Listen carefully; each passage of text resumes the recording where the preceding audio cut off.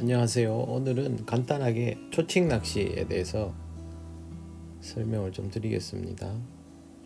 우리나라에서 불리우는 이름은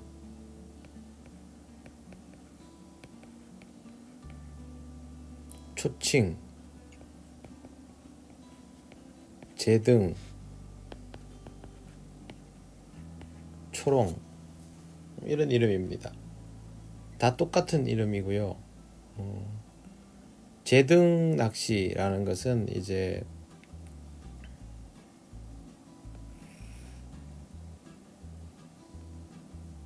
이걸 뭐라고 표현해야 되지?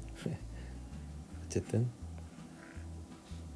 이 짝대기 위에 이 등을 들고 있는 그런 형태, 이걸 한문으로 제등이라고 하는데, 그걸 일본말로 하면 초칭, 우리말로 하면 초롱, 뭐 이런 형태가 되더라고요. 이름 뭘로 부르든지 여러분은 편하게 하시고, 저는 그냥 초칭으로 부릅니다. 왜 그러냐면 이게 뭐 우리나라에서 시작된 낚시도 아니고 그렇잖아요. 베스 낚시는 영어로 다 하잖아요. 근데 일본에서 시작한 낚시인데 일본말 싫다고 굳이 우리나라 말로 바꿔 부르라고 고집 부리는 분들이 있는데, 이게 우리나라 게 되면 우리나라 말로 바꾸면 되죠. 태권도는 태권도로 바꾸면 되잖아요, 그죠? 태권도 우리말로. 근데 지금 못 바꾸는 종목도 많잖아요. 그것까지 그렇게 할 필요는 없고요. 초칭 낚시는 뭐냐 하면 정의가 이렇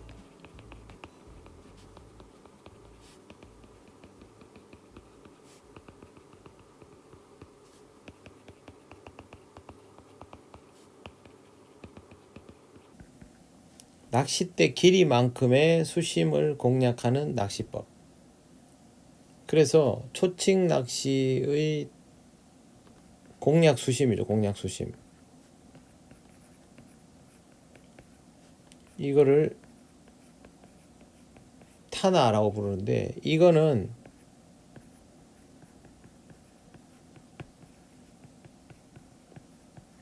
얕다, 이거 맞나요? 깊다 얕다의 개념이 아닙니다. 그냥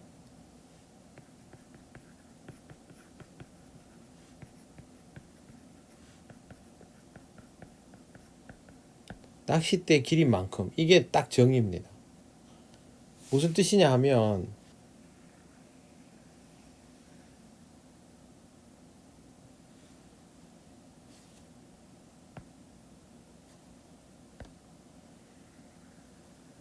자, 없어도 거의 수평이 맞죠? 이거는 버티는데 이건 안 되네.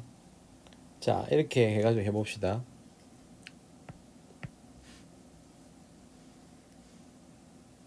낚싯대 길이가 이 정도. 그러면 사람이 이렇게 낚시를 하겠죠. 좌대를 깔고, 그 다음에 낚싯대 길이가 이 정도. 그림 너무 못 그렸는데 이건 용납이 안 되네.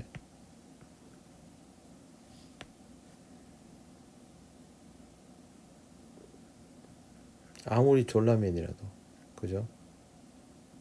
손, 발, 다리, 좌대, 머리. 자, 지금 보시면 보통 이 정도 길이가 되면 찌가 이렇게 서 있죠. 그리고 낚싯대 길이만큼.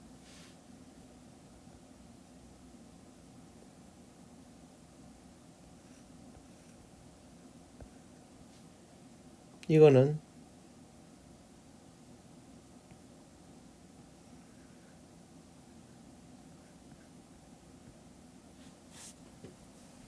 자, 이렇게 두 개를 제가 보여드렸어요.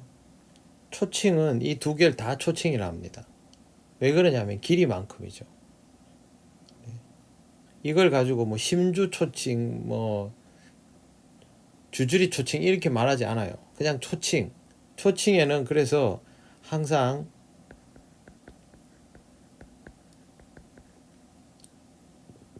몇 척 초칭 이러면 그냥 끝이에요.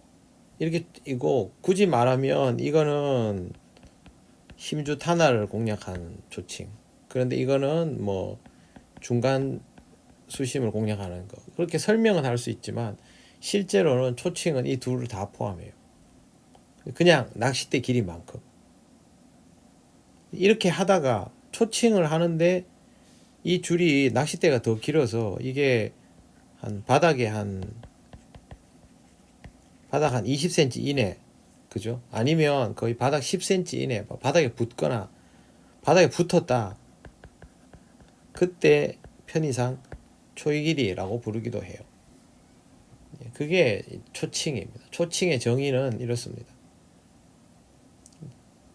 그래서 초칭은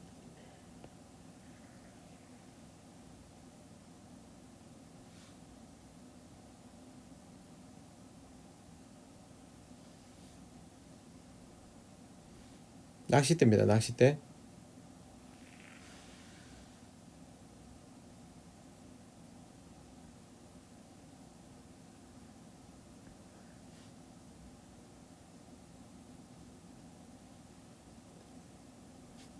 찌의 위치가 대략, 무조건이 아니고 대략 이 거리를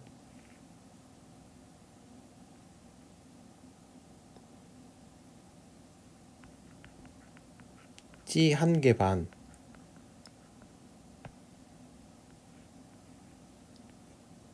이런 형태가 되겠죠. 그러면 한 요 정도까지 오겠죠. 근데 뭐 이거는 유동적이에요, 유동적. 이렇게 해야 요 부분에 대한 긴장의 여유가 약간 생기고 탄화는 꽉 차고 조건이 맞아요. 그리고 보통 이 편납의 위치는 갖다 놓으면 이쯤 되겠죠. 이 위치는. 그리고 뭐 낚시 잘하는 분들은 이 밑에까지 꽉 차게 해요. 저 같은 경우는 14척까지는 여기까지 꽉 채우고 18척 정도는 여기까지 줄이고 그렇게 해요. 18척 이상으로는 그냥 뭐 그냥 왔다 갔다 하면 되고요. 그 다음에 목줄 길이 바늘, 찌 선택, 그 다음에 떡밥, 이런 것들은 일반 심주 탄화 있죠. 예를 들어서 뭐 2m권, 3m권, 4m권, 5m, 이런 탄화에 맞는 채비와 떡밥을 그대로 사용하면 됩니다. 똑같습니다. 초칭이라고 해서 다를 게 하나도 없어요. 그냥 다 똑같다고 보시면 되고, 초칭이 좋은 이유가 있어요.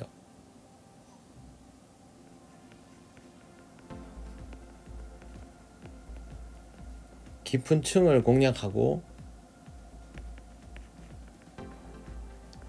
투척이 쉽고 그냥 가져다 놓으면 되니까, 이게 이 떡붕어 낚시에서는 굉장히 유리한 조건이거든요. 깊은 층을 공략하고 투척이 쉽고. 그래서 이 조건이 맞기 때문에 사실 초칭은 초보자들도 얼마든지 쉽게 할 수 있는 낚시예요. 초칭에 비해서 미터는 어렵습니다. 훨씬 어렵습니다. 미터는. 그 다음에 뭐 오키추 스타일, 먼 곳을 공략하는 것도 어렵고요. 그렇기 때문에 심주도 마찬가지 어려워요. 어중간한 수심은 투척이 어렵습니다. 그래서 윗지방에서 관리터를 다니시고 잔교를 다니고 하는 분들은 그냥 초칭부터 배우시는 게 제일 좋습니다. 다 필요 없고. 그리고 나머지는 뭐 초칭에 맞는 떡밥 블렌딩 그런 거 없습니다. 누가 있다 그런 건 거짓말이고요. 그냥 수심에 맞게 하면 되고 찌도 마찬가지예요. 근데 이제 보통 초칭은 기본적으로 수심이 3m를 넘어가기 때문에 수심이 얕지 않아요. 그래서 부력이 이제 그래도 3m 수심에 맞는 부력으로부터 시작되고 찌도 뭐 특별할 거 없어요. 심주에 쓰는 거는 나지막 세질이면 튜브톱 쓰면 되고 오화세로 낙하 중에 공략하려면 좀 톱이 길어지면 되고 해서 보통 초칭에서 제일 많이 쓰이는 찌는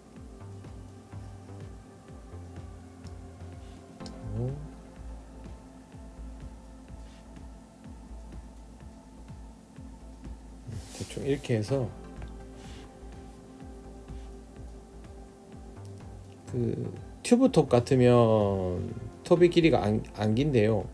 무크나 솔리드 같으면 이 둘의 길이가 1대 1이거나 1대 1.2에서 1.5 정도까지 더 길어져요. 이 구간을 이제 벌어 보려고 여러분들이 시중에서 제일 흔하게 보는 찌들이 이런 형태의 찌들인데요. 사실은 초칭찌는 이게 맞는데 그 초칭을 못하는 곳에서는 이게 안 맞아요. 이런 찌를 쓸 필요가 없어 사실은.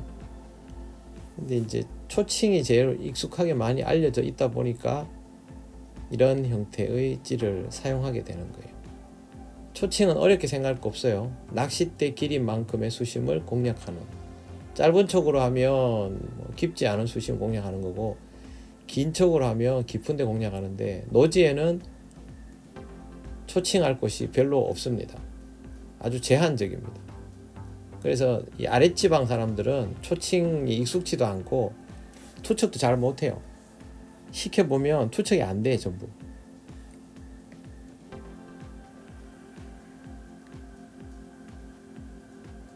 나중에 영상을 한번 보여드릴 텐데요.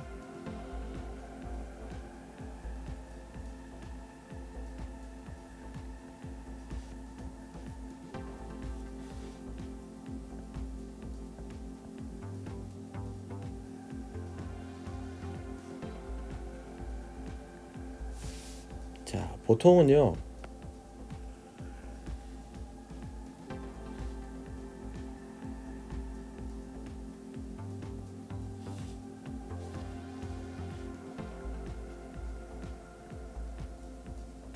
이렇게 시작해요. 초칭은 찌가 뭐 이렇게 달려 있겠죠.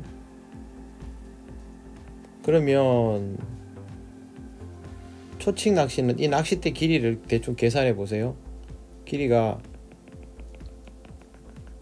내리면 이 정도란 말이에요. 그죠? 이게 낚싯대 끝. 그럼 찌가 들어가는 자리는 이쯤일 거란 말이에요. 그러면 여기서 나가는 궤적도 이 정도밖에 안 돼요. 그러면 그냥 그네를 태워서 왼손만 높이 들고 그네를 태워서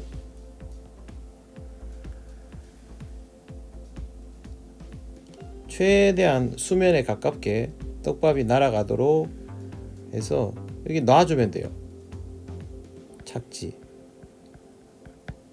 그리고 낚싯대 이렇게 놓고 나면요, 이 원줄 뒷줄이죠.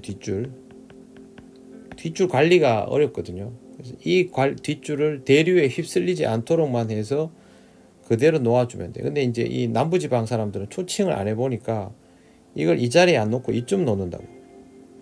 그러면 이만큼 불필요한 손실이 생기는 거예요. 초칭은 그냥 이대로 놓고 낚싯대 내려주면 끝이. 세상에 이거보다 쉬운 투척은 없어요. 그래서 투척은 이런 방식으로 한다는 것. 네. 일단 뭐 대류 잡아주고 뭐 이런 복잡한 것들은 낚시 하다 보면 그냥 알게 되는 거니까 한꺼번에 알 필요가 없고요.